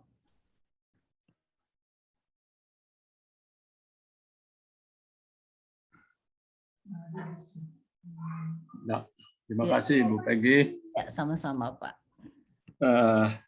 Saya tergelitik dengan ini ayat 2 Korintus 12 yang tadi disebut, mungkin saya tidak perlu baca, pendeta pasti sudah tahu. Ayat 9 sampai 10 mengenai tanggapan setelah Tuhan menjawab kepada Rasul Paulus mengenai duri di dalam daging. Iya. Ya. Nah, Paulus tahu mengenai kelemahannya. Kan? Apa yang menjadi kelemahannya? Karena dengan kelemahan itu, sebab jika aku lemah, maka aku kuat. Nah, apakah ya sebagai manusia kalau kita aplikasikan, apakah kita harus memelihara kelemahan itu supaya kuat, atau kita tidak berusaha untuk menguatkan yang tadinya kita lemah itu dengan pertolongan Tuhan? Itu pertanyaan saya, pendeta, mohon penjelasan. Ya, ini berbicara mengenai masalah ya. Kelemahan yang dimaksudkan di sini bukanlah satu kelemahan dalam tabiat, oke. Tapi ini berbicara tentang kelemahan dalam fisik yang dialami. Makanya para teologian menyebutkan mengenai masalah mata, oke, fisik ya. Jadi dengan sendirinya kalau ada obat mata, kalau mungkin juga dia punya katarak, makin lama makin menyeliputi, artinya mengganggu dia punya penglihatan, ya. Kalau Paulus hidup sekarang dan ada masalah katarak, ya itu gampang sekali untuk dioperasi. Ya. Jadi bukan dipelihara supaya tetap dia rabun, artinya makin lama penglihatannya tidak baik, tetapi dia bisa berobat. Ya. Tetapi oleh sebab waktu itu belum ada operasi katarak, ya maka dia hanya berdoa kalau boleh, ya supaya itu lepas daripada penderitaannya. Ya. Jadi penderitaan fisik, tetapi ya Tuhan katakan ya kasih karunia cukup bagimu. Jadi rupanya doanya yang 3 kali itu tidak dijawab oleh Tuhan. Kenapa? Dengan cara demikian dia tidak sombong, kemudian dia bergantung kepada Tuhan dalam setiap tindakan yang dia alami. Ya. Nah, kadang-kadang kita mempunyai suatu kelemahan ataupun pengalaman yang kita tidak sukai, ya. Dan kenapa Tuhan izinkan, ya, untuk supaya kita dapat lebih bergantung kepada Tuhan sepenuhnya, ya. Jadi itu adalah bukan berarti bahwa kita memelihara akan suatu kelemahan, ya, sebab dia berusaha untuk supaya lepas daripada kelemahan, tetapi untuk supaya lebih bergantung kepada Tuhan, oleh sebab ia tidak sanggup untuk mengatasi akan kelemahan itu. Mudah-mudahan menolong Saudara Harjono. Tidak kedengaran. Pak Harjono masih di mute ya. Oke. Sudah ya, Pak? Nah, terima kasih. Oke. Terima kasih, jelas sudah. Ya, ya. Ya, Oke. baik, terima kasih. Selanjutnya Tadi pertanyaan anak-anak. di kolom chat ini untuk dari Bapak Raymond Desiaso. Konfirmasi saja kalau Tuhan Gembala yang baik, pelajaran sekolah Sabat lalu, kenapa banyak penderitaan? Bukanlah Mazmur 23 tulis bahwa tongkat dan gada menghibur kita. Oke. Apakah yang dimaksudkan kenapa banyak penderitaan? Mazmur 23 itu sangat jelas sekali Bapak, walaupun kita berjalan di dalam lembah kekelaman. Apa itu lembah kekelaman? Itulah penderitaan. Tetapi apakah yang menjadi kekuatan yang memberikan penghiburan? Itu adalah tongkat dan gada. Nah, sekarang apa yang menjadi penghibur kepada kita sekarang ini, ya? Tongkat dan gada, ya. Maka ini berbicara mengenai firman Allah, ya. Kita dapatkan di dalam buku Mazmur 119, ya, bahwa firman Allah yang memberikan penghiburan. Kemudian kita dapatkan juga tulisan Yesus yang menuliskan bahwa Roh Kudus, ya, adalah roh penghibur. Jadi kalau gitu di dalam arti kerohanian ialah bahwa kita dihiburkan melalui firman Allah dan juga melalui Roh Kudus, ya. Jadi bukan berarti bahwa penderitaan itu lepas. Tuhan memberikan kekuatan kita, menguatkan kita, dan kita terhibur, ya, walaupun kita mengalami suatu penderitaan, ya. Ini satu hal yang kita harus ingat. Waktu Yesus berkata, damai, damai sejahtera aku berikan kepadamu, dan bukan seperti yang diberikan oleh dunia ini. Apa maksudnya dengan yang diberikan oleh dunia ini? Damai, ya, pax romana, ya, dalam bahasa untuk orang Romawi, itu kalau semua musuh itu dikalahkan, maka baru damai. Itu adalah pax romana. Tapi kita punya pengalaman, artinya kekristenan diajak untuk punya damai dalam segala situasi. Walaupun ada suatu penderitaan sekalipun, kita tetap memiliki damai. Kenapa? Kita dapat penghiburan. Apa yang menghibur kita?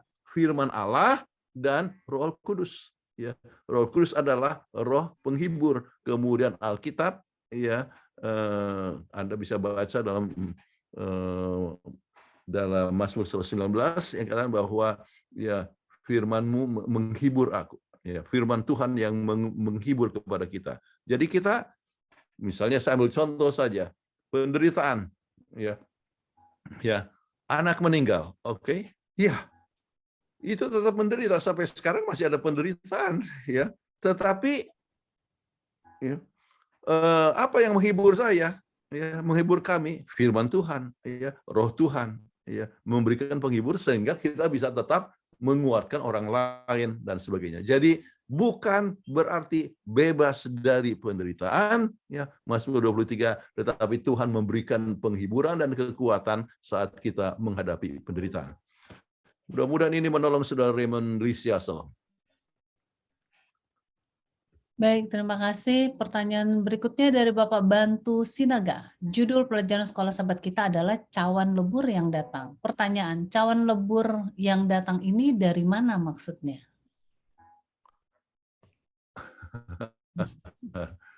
Baik, cawan lebur itu adalah merupakan suatu, kita sebutkan adalah alat untuk menguji kita. Oke. Nah, sekarang itu termasuk kepada penderitaan dan pencobaan.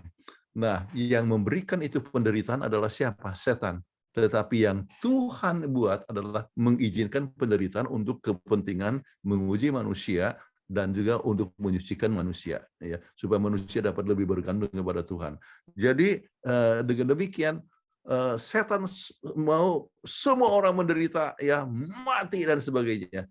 Tetapi Tuhan mengizinkan itu hanya untuk kebaikan kita. Oke? Ya. Mudah-mudahan. Oke, makasih Pak Pendeta Kuntara. Puji Tuhan sudah bantu. Iya. Oke, terima kasih sudah dijawab dan terima kasih jawabannya sudah memuaskan ya. Selanjutnya dari Raise Hand Pak James Tambuwon, silakan Pak.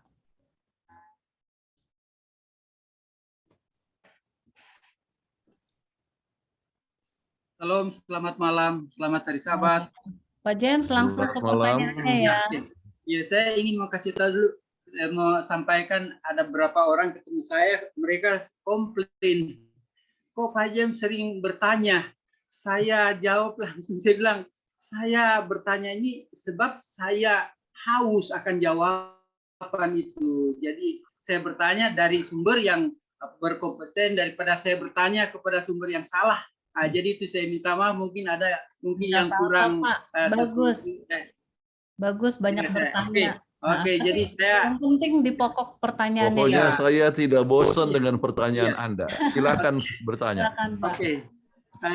Makasih Pendeta. Saya lihat ada 3 poin sini. Yang ketiga ini, Tuhan mengizinkan penderitaan. Saya ingin tanya Pendeta, yang tidak melampaui kemampuan. Tapi bagaimana ada banyak cerita ya, yang martir-martir ini, Petrus, Yohanes, Yakobus, sampai dibunuh, sampai mati, Rasul Paulus. Itu kan melebihi Pendeta. Kalau umpama saya dipecat gara-gara mempertahankan sahabat, saya dapat kerja itu ya kita dapat ditanggung kan. Tapi kalau sudah menyangkut nyawa Pendeta, sampai di penjara terus sampai dibunuh, itu satu hal saya kira melampaui batas itu 1 Korintus 1 Korintus 10 itu saya kira ada di situ. Jadi pertanyaan saya, apa batasnya kita dapat tanggung semana itu kemampuan kita? Sebab ada peristiwa yang itu pertanyaan terjadi. Pertama. Iya. Terus kedua, saya ingin tanya juga tentang kasih karunia. Ternyata di Petrus, kalau kita menderita oleh karena penderitaan yang kita tanggung, kita berbuat baik, itu adalah kasih karunia kita kepada Allah. Kok bisa-bisanya? Bagaimana Pendeta mau kasih jawaban ke kita ini yang enggak? Kok ternyata kita berbuat baik, terus kita menderita gara-gara berbuat baik? Kok kasih karunia saya kepada Kristus itu ada di 1 Petrus itu yang sama itu. Dan yang ketiga ini Pak Pendeta, tadi Pendeta bilang makan babi itu enggak ini. Ternyata saya baca di Yesaya 66 ayat 15, 16, 17 sama-sama ini tentang keselamatan sesudah hukuman. Sebab sesungguhnya Tuhan akan datang dengan api dan kereta-kereta. Ayat 16. Sebab Tuhan akan menghukum segala yang hidup. Yang 17 ini poin. Mereka yang menguduskan dan mentahirkan dirinya untuk taman-taman dewa dengan mengikuti seorang yang ada di tengah-tengahnya yang memakan daging babi dan yang binatang-binatang jijik serta tikus. Itu saya kira menyangkut keselamatan juga kan Pendeta, itu yang saya ingin tanya. Ada 3 poin. Terima kasih Pendeta. Oke, terima kasih pertanyaannya Pak James. Bagus ini pertanyaannya. Baik, yang pertama tentang apa yang dimaksud dengan melebihi kemampuan. Sebab kalau seorang itu sampai mati, apakah itu melebihi kemampuan? Justru kalau seorang sampai mati martir, ya, ia tetap setia kepada Tuhan. Itu berarti bahwa ia tetap mempunyai iman yang kuat walaupun dia mati sekalipun. Jadi itu dia tetap bertahan. Jadi pengalaman kalau seperti Paulus, ya, sampai dia dipancung kepalanya tetap setia kepada Tuhan, ya, itulah ya iman yang sangat luar biasa, siap mati sekalipun, ya. Jadi ya dia tetap bertahan di dalam iman percaya sampai kematian. Jadi itu adalah menunjukkan bahwa dia punya kemampuan itu adalah tinggi sampai tetap bertahan walaupun mati sekalipun. Oke, itu pertanyaan pertama. Yang kedua, mengenai masalah kasih karunia disebutkan bahwa penderitaan bagi Yesus itu adalah satu kasih karunia. Oh iya, adalah ya kalau seorang mengalami berbuat baik dan mengalami suatu penderitaan, ya itu adalah sebab kasih karunia Tuhan. Coba bayangkan, ya walaupun menderita tetap dia setia. Walaupun menderita sudah buat baik, menolong orang, dia menderita, ya mengalami kesulitan dalam kehidupan, tetapi ia mempunyai daya tahan untuk menghadapinya. Itu adalah kasih karunia. Sebab kalau tanpa kasih karunia, kita tidak akan bertahan di dalam menghadapi suatu tantangan hidup. Ya, kalau memilih untuk tidak, artinya memilih untuk tidak mau menderita, ya, kemudian melanggar akan hukum Allah, ya, maka itu artinya dia tidak mempunyai daya tahan yang diberikan oleh kasih karunia Allah. Kasih karunia Allah yang menyebabkan seorang dapat bertahan di dalam menghadapi suatu tantangan hidup sekalipun. Oke, itu yang kedua. Yang ketiga, ya, Wahyu pasal 66, ya, itu kita harus berhati-hati, ya. Yang menjadi permasalahan itu adalah, ya, mereka adalah kehidupan daripada mereka, ya, yang meninggalkan akan Tuhan. Oke. Mereka tidak percaya kepada Tuhan, mereka percaya kepada berhala. Kemudian dalam penyembahan kepada berhala-hala, maka mereka juga makan, ya, haram, ya, babi dan tikus dan sebagainya, ya. Itu adalah karakteristik daripada orang yang mau mencari kepelesiran pribadi dan sebagainya, ya. Jadi intinya adalah tinggalkan Tuhan, tidak percaya kepada Tuhan, ya. Nah, ini merupakan tanda dari orang yang meninggalkan akan Tuhan. Nah, sekarang keselamatan kita tergantung kepada siapa? Ya, Alkitab katakan bukan masalah kerajaan surga, bukan masalah makan minum, ya. Keselamatan hanya tergantung kepada siapa? Yesus Kristus, ya. Dan itulah yang menyelamatkan. Kemudian kalau kita menerima Yesus, bagaimana? Ya, kita akan menurut hukum Tuhan dan kita akan mempunyai kehidupan yang berbeda. Kita akan mempunyai pola hidup sehat. Ya. Kita akan punya pola hidup sehat. Bukan berarti orang yang tidak pernah makan babi. Ya. Saya ini pemakan babi, saudara-saudara. Oke. Jadi, tetapi ya dengan kuasa Tuhan, akhirnya bisa mengalahkan kebiasaan makan babi. Oke. Nah, jadi sekarang tanda daripada umat Tuhan adalah harus apa? Mempunyai pola hidup sehat, ya. Pola hidup sehat. Tetapi kalau misalnya oleh sebab klep yang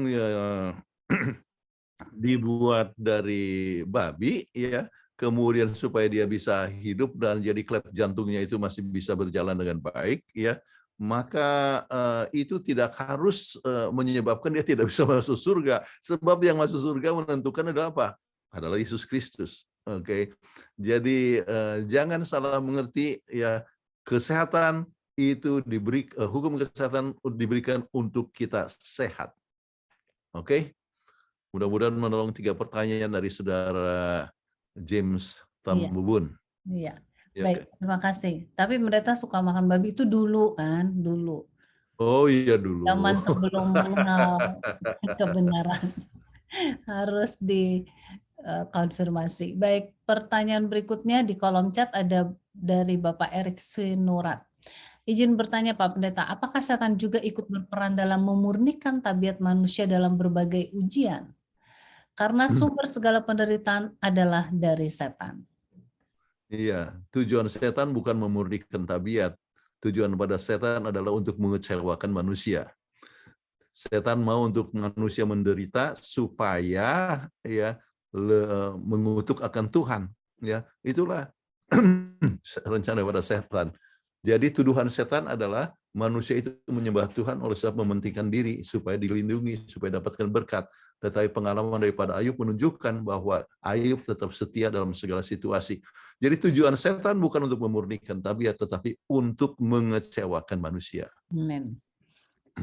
Oke, semoga menjawab. Dan selanjutnya dari Bapak Daniel Sitompul. Bagaimana seharusnya kita umat Tuhan bereaksi terhadap iblis yang sedang berkeliling ingin memangsa?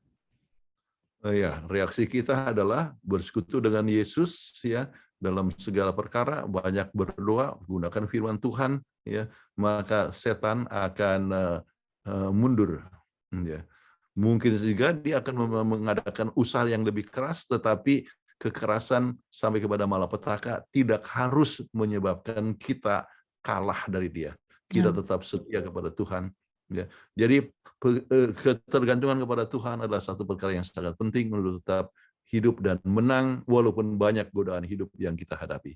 Ya, baik. Pertanyaan selanjutnya dari Bu Diana Surbakti. Selamat sahabat Pak Pendeta. Boleh bertanya, apakah orang-orang pada zaman Nuh atau Lot yang sudah dihukum dengan air bah atau api akan dihukum lagi ketika Yesus datang pada kali kedua? Iya. Kita harus tahu bahwa kematian yang mereka alami pada masa Sodom dan Gomora ya itu adalah kematian pertama, dan kematian pertama itu adalah kematian yang disebut akibat dosa ya, tetapi bukan upah dosa ya. Jadi upah dosa yang dikatakan di dalam buku Roma pasal 6 ayat 23 adalah upah dosa adalah maut, itu adalah mati untuk selamanya.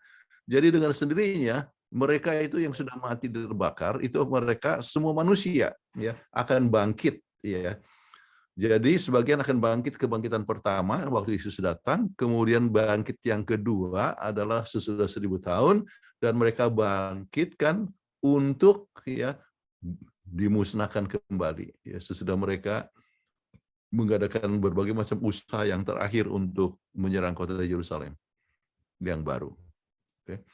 Benar, mereka akan dibakar lagi, tapi sampai musnah dan tidak akan pernah bangkit lagi.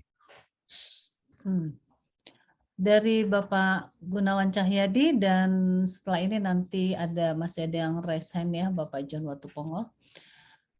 Pastor Kun, bagaimana dapat dibedakan suatu penderitaan atau cobaan berasal dari iblis sesama atau atas izin Tuhan? Apa ada formula pastinya berapa persentase kadar masing-masing cobaan tersebut dalam rangka pemurnian dan pengujian iman kita kepada Tuhan?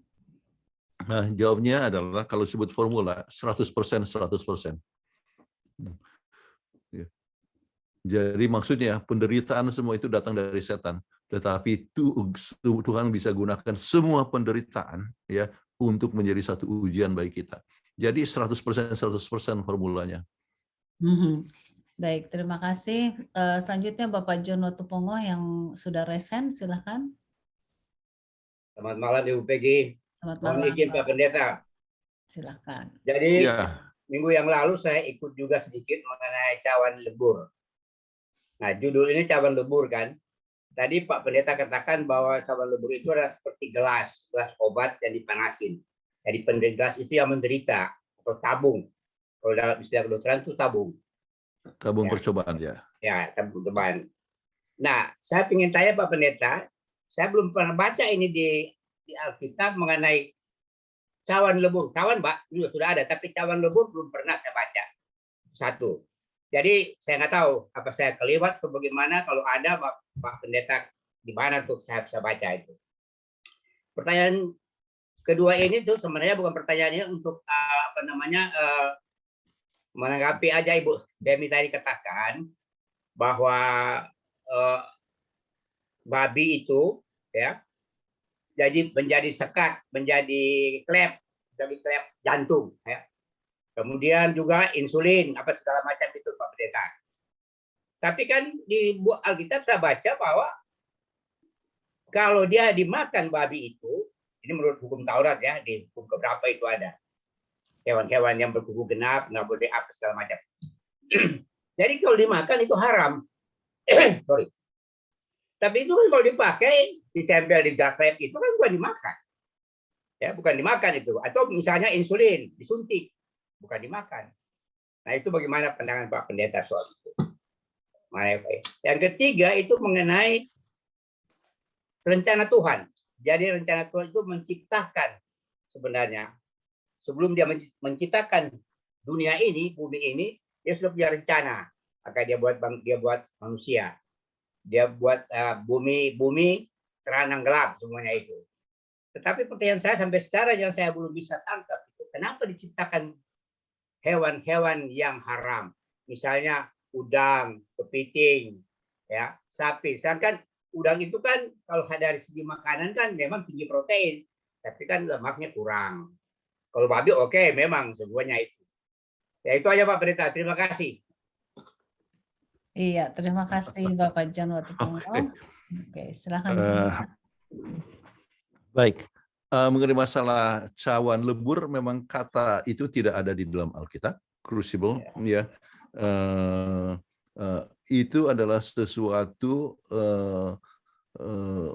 ilustrasi yang digunakan sesuai dengan proses daripada peleburan daripada logam-logam, ya, maka itu merupakan satu ilustrasi yang sangat bagus untuk pemurnian daripada sifat manusia. Oke, jadi kalau kata itu, ya, itu tidak ada. Namun, ya, kalau kata itu tidak ada, bukan berarti bahwa intinya tidak ada. Inti peleburan dan sebagainya itu ada. Ya, saya ambil contoh Trinitas. Ada kata Trinitas dalam Alkitab? Tidak ada. Tetapi apakah ada prinsip Trinitas di dalam Alkitab? Oh, banyak sekali. Makanya kita percaya pada Trinitas. Ya, ya, kata milenium. Ya, apa kata milenium ada dalam Alkitab? Tidak ada di dalam Alkitab kata milenium. Ya, tetapi kita mengetahui dari Daniel pasal Wahyu pasal 20, ya, kerajaan 1000 tahun, ya, itulah milenium. Ya. Jadi tidak semua kata, ya, yang kita pakai dalam doktrin kita itu ada dalam Alkitab, tetapi prinsipnya ada. Demikian juga dengan masalah cawan lebur ini. Secara jelas bahwa semua penderitaan itu boleh merupakan satu ujian kepada kita dalam proses penyucian dan sebagainya. Oke, kemudian pertanyaan yang kedua, ya, mengenai masalah tidak boleh makan babi, terus bagaimana dengan yang tidak dimakan dalam bentuk obat-obatan dan sebagainya. Kembali saya ingin tekankan kembali, ya, bahwa masalah hukum kesehatan itu adalah untuk kita sehat. Oke. Jadi kalau itu tidak dan kita harus hindarkan sebab itu akan merugikan kepada kita masing-masing. Ya. Jadi kalau seandainya itu ternyata membuat kita lebih sehat seperti adanya klep jantung, ya, yang dibuat dari bahan itu, ya, maka itu bukanlah satu perkara yang menentukan selamat atau tidak selamat. Kita harus mengetahui Taurat itu ada 4 macam. Ya, di samping sejarah, ada hukum moral, ada hukum kesehatan, ada hukum upacara, ada hukum sipil. Ya, hukum sipil itu hanya berlaku untuk orang Yahudi. Itu yang banyak orang gereja-gereja yang lain itu salah mengerti tentang Sabat ataupun tentang makanan, itu adalah tradisi orang Yahudi. Kalau Anda bisa baca, dengar video yang baru saja kami buat tadi malam, oke, ya, untuk menjawab Dr. Bambang Nursena. Oke. Jadi ya, itu adalah tradisi kebiasaan orang Yahudi, ya, itu adalah berlaku untuk orang Yahudi. Kemudian kalau berbicara tentang hukum upacara, itu adalah satu hukum yang melambangkan Yesus. Jadi kita tidak perlu lagi. Itu adalah melambangkan Yesus, ya, membawa korban, ya, dan sebagainya, domba dan sebagainya. Kita sudah terima Yesus, kita tidak perlukan. Hukum kesehatan kita perlu ikuti untuk kita sehat. Hukum moral itu adalah universal, ya. Nah, sekarang hukum kesehatan supaya kita sehat. Kalau ternyata bahwa ada sesuatu zat di situ diambil dan ternyata membuat kita lebih sehat, ya, kenapa tidak? Ya. Sebab itu tidak menentukan selamat atau tidak, tetapi hanya diberikan untuk supaya kita sehat. Oke, jadi kembali soal masalah babi itu, kita punya pandangan yang berbeda dengan saudara-saudara kita yang lain yang harus segala sesuatu itu harus pakai cap, ya, segel halal, ya, kemudian baru disebut boleh berlaku. Oke. Tetapi itu adalah salah satu prinsip keselamatan dengan perbuatan. Keselamatan kita bukan dengan perbuatan. Keselamatan itu hanya melalui Yesus Kristus. Saya harap boleh kita mengerti. Oke. Kemudian rencana Tuhan dalam penciptaan, kenapa Tuhan menciptakan juga binatang-binatang yang lain yang haram? Ya. Yang kita tahu, ya, paling sedikit supaya kita tahu membedakan mana yang benar dan salah. Oke. Jadi babi tidak bagus untuk makanan kita. Jadi Tuhan paling sedikit memberikan atau mengizinkan itu terjadi, ya, supaya kita tahu membedakan mana yang benar kehendak Tuhan dan mana yang salah. Itu satu.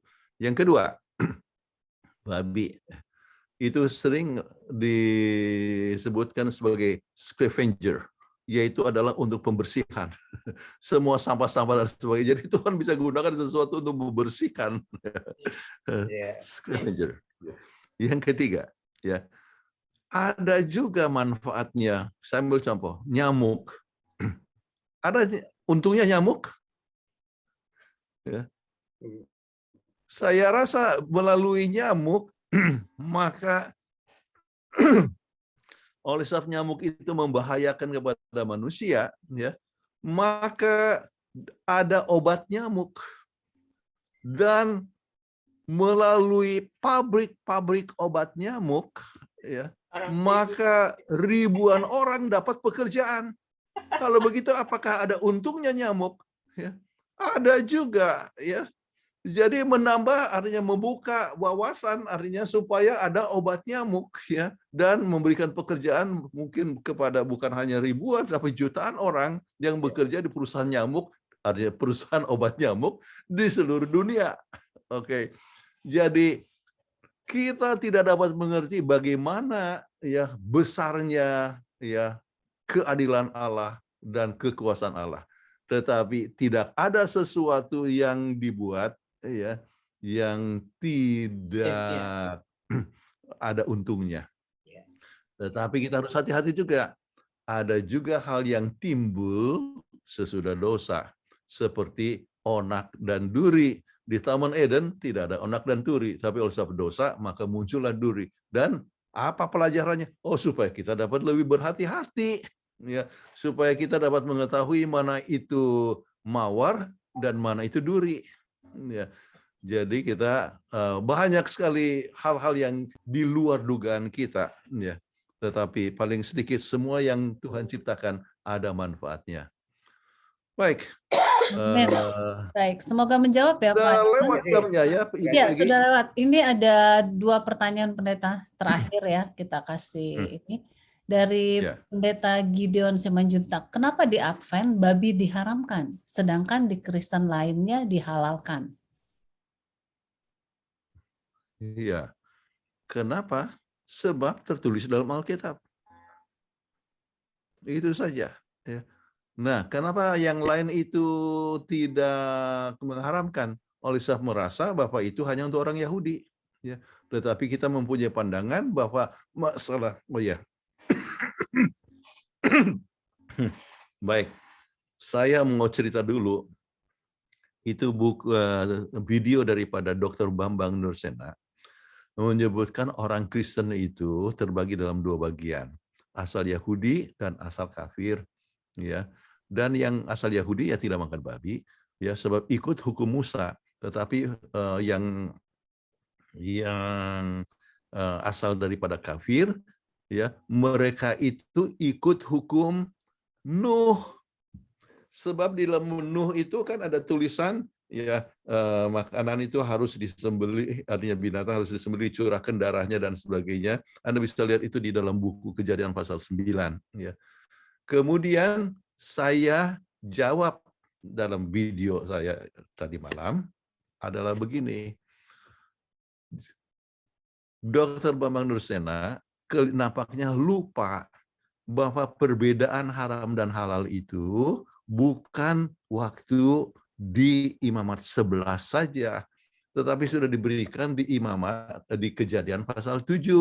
Waktu mereka artinya binatang-binatang akan masuk ke dalam bahtera, sudah dibedakan antara haram dan halal. Ya.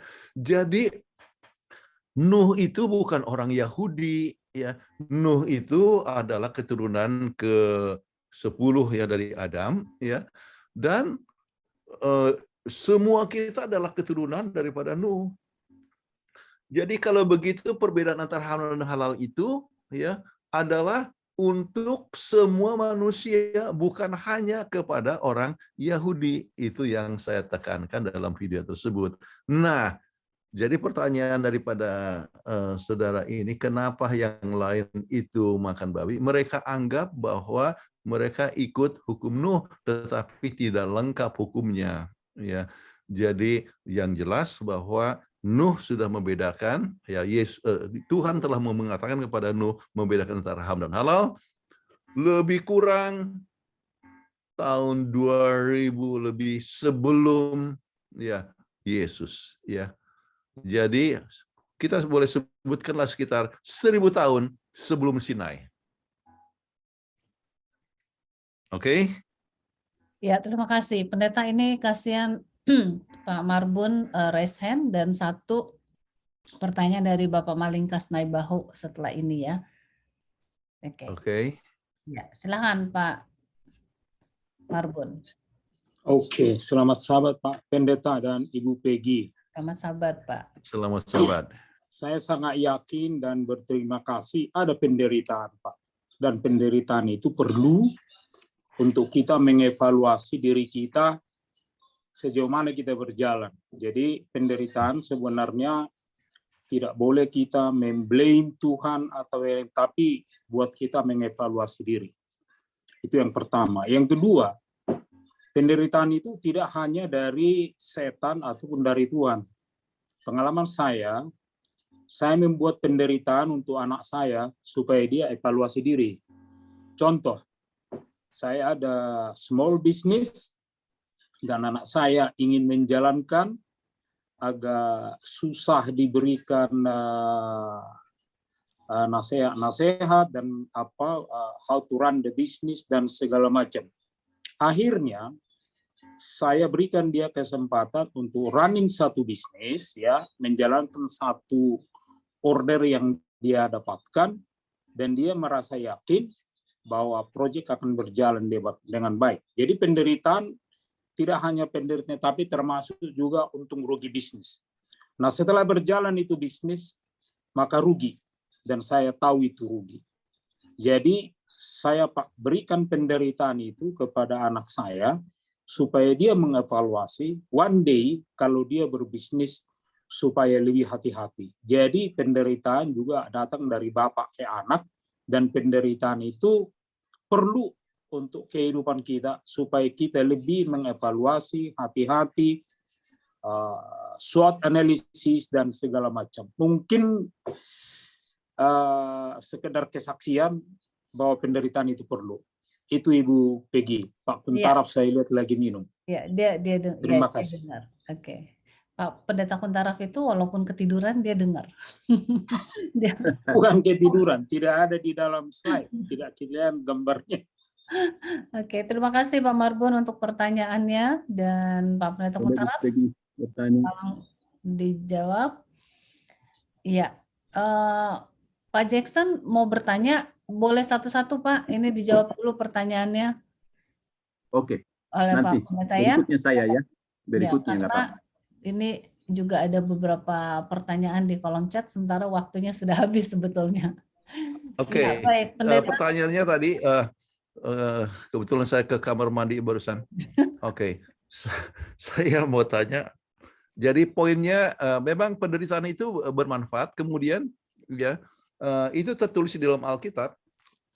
Ya, di dalam buku Roma pasal 5 ayat 3 ya dikatakan begini, dan bukan hanya itu, kita malah bermegah juga dalam kesengsaraan kita, karena kita tahu bahwa kesengsaraan itu menimbulkan ketekunan, ketekunan menimbulkan tahan uji, dan tahan uji menimbulkan pengharapan, dan pengharapan itu tidak mengecewakan dan sebagainya. Jadi memang penderitaan itu bermanfaat, ya. Kita dapat lebih tekun, ya. Kita dapat lebih mempunyai pengharapan, lebih bergantung kepada Tuhan, ya. Nah, itu intinya. Tetapi kita mengetahui bahwa yang membuat penderitaan itu, ya, bisa manusia oleh sebab salahnya, makanya kita sebutkan itu salah manusia, atau bisa juga adalah oleh sebab memang setan yang menjadi sumber daripada kesalahan, daripada penderitaan. Oke. Tadi apakah saya sudah menjawab pertanyaan atau mungkin ada suatu hal yang tidak sempat saya dengar oleh sebab saya ke kamar mandi? Iya. Sudah Pastor, sudah. Oke. Terima kasih. Ya, terima kasih Pendeta juga Pak Marbun. Pendeta boleh ditambah sedikit ya. Ini ada Pak Jackson juga mau bertanya, dan ini Pak Malingkas Naibaho. Selamat malam Pak Pendeta Kuntaraf. Sepertinya Tuhan dengan setan bekerja sama untuk mendatangkan kebaikan bagi kita. Setan menyebabkan penderitaan dan Tuhan mengizinkan. Apakah bisa disebut Tuhan bekerja sama dengan setan? Terima kasih. Mohon jawabannya singkat ya Pendeta. Oke. Kalau mau singkat jawabnya adalah tidak. Tidak ya. Baik, terima kasih. Dan selanjutnya ini sehubungan dengan, maaf sebentar ya Pak Jackson, sehubungan dengan pelajaran kita ya. Mohon izin nanya, apakah kita sebagai umat Allah yang sedang menantikan Maranatha jangan berharap dan berdoa untuk kebahagiaan di atas dunia ini? Pelajaran hari Minggu katakan bahwa justru sebaliknya kita perlu mengharapkan pencobaan yang berat dan sengit atau perlu mengalami penderitaan untuk iman kekristenan kita. Oke. Selama kita hidup selalu akan mengalami suatu penderitaan, sebab kita tahu paling sedikit kita akan mati, dan itu adalah satu hal yang bisa menyebabkan orang menderita. Namun ya, kita dapat memohonkan kepada Tuhan supaya kita tetap kuat dalam menghadapi penderitaan, kita tetap bersuka cita walaupun banyak penggodaan datang kepada kita.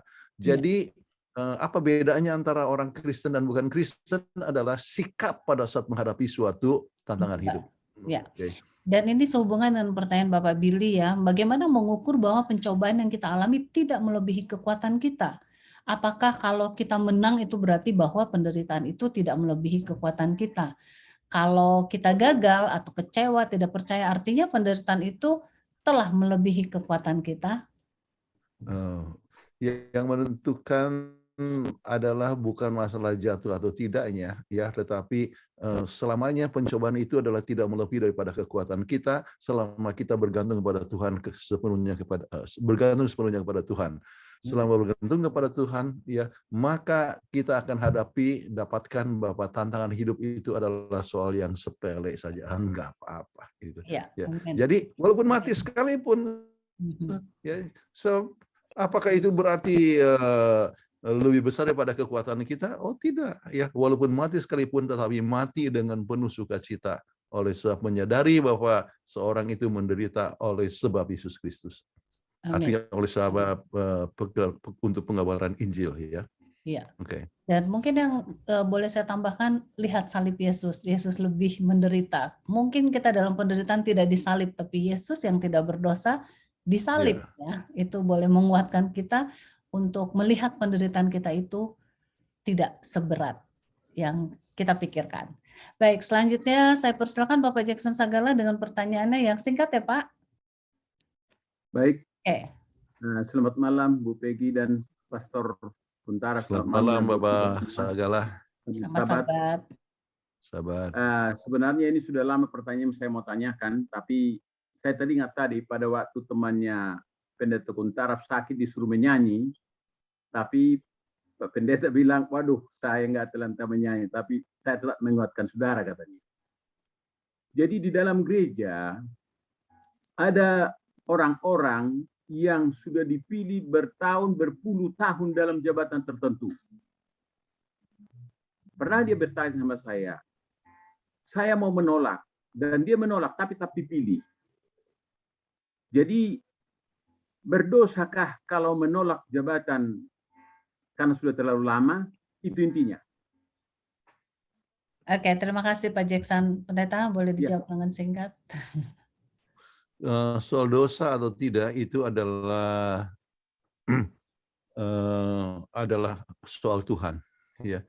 Namun ya kita harus mengetahui bahwa jabatan adalah diberikan oleh sebab kepercayaan. Jadi sementara seorang dipercaya ya menjadi ketua ya, maka atau suatu jabatan tertentu ya, maka sudah selayaknya seorang itu menerima akan kepercayaan tersebut dan melaksanakannya. Ya. Jadi penolakan kepada suatu kepercayaan ya itu adalah menunjukkan bisa terjadi untuk dua hal yang sangat penting. Ya, pertama, mungkin dia tidak mau menerima lagi tanggung jawab. Satu. Yang kedua adalah mungkin saja dia mau berikan kesempatan kepada orang lain. Nah, kalau memberikan kesempatan kepada orang lain, ya, maka itu sama sekali tidak salah. Tetapi kalau dia mau menolak tanggung jawab, itu adalah satu perkara yang salah.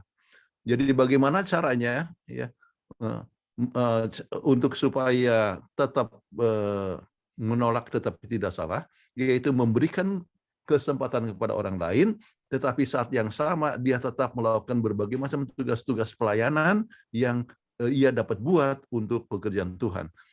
Jadi banyak bidangnya untuk membantu pekerjaan Tuhan. Tidak selamanya untuk menjadi ketua. Ya. Saya bukan ketua di gereja saya sekarang ini. Ya. Anak saya yang jadi ketua. Ya. Jadi, tetapi bukan berarti saya menolak pekerjaan Tuhan. Ya. Saya senang anak saya adalah ketua, kemudian saya melakukan pekerjaan saya di gereja saya, yaitu dengan apa? Mengajar sekolah Sabat, setiap Sabat. Ya. Kemudian saya juga membuat berbagai macam kegiatan untuk melawat, bahkan saya diminta untuk jadi utusan daripada gereja untuk constituency meeting dan sebagainya. Jadi kalau menolak tanggung jawab itu adalah satu hal yang salah. Yang kedua, memberikan kesempatan kepada orang lain adalah hal yang baik dan ia bisa tetap melakukan suatu tugas-tugas yang lain di mana ia tetap melakukan pekerjaan Tuhan. Oke. Sudah menolong saudara segala? Ya, terima kasih. Semoga menjawab ya. Oke, nah baiklah pendeta, waktunya sudah habis. Kita akan tutup pertemuan ini dan kita akan berdoa. Saya mohon kesediaan yang buka ini cuma sedikit. Pak Daniel Sitompul boleh tutup dalam doa?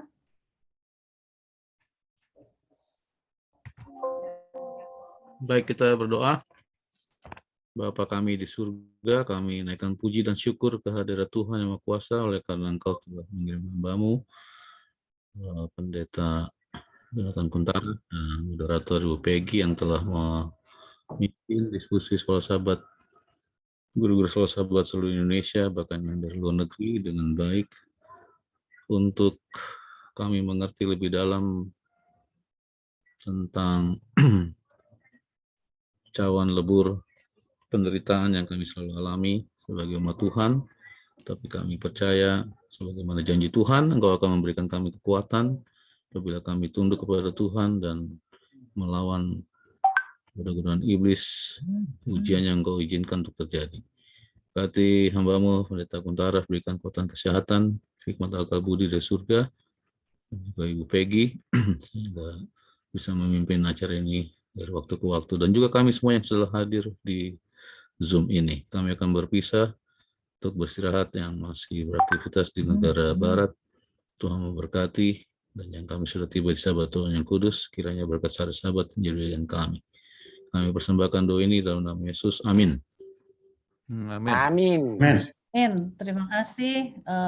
Terima kasih semua. Doanya dan juga kepada Pendeta Kuntara sekali lagi terima kasih sudah memimpin acara ini dengan baik, dan kepada kita semua terima kasih kehadirannya. Kita akan ketemu lagi pada kasih. kesempatan Selamat depan ya. malam, selamat hari Selamat Sabat. Natal, boleh Pendeta Kuntara, dianugerahkan. Peggy. Selamat malam, terima kasih Semuanya. Bapak Pendeta Terima Kuntara. kasih, Pendeta Kuntara. Terima kasih. Bu Peggy ada salam Selamat dari malam Pak Bu Gubernur Sagala. Selamat malam. Terima kasih semua.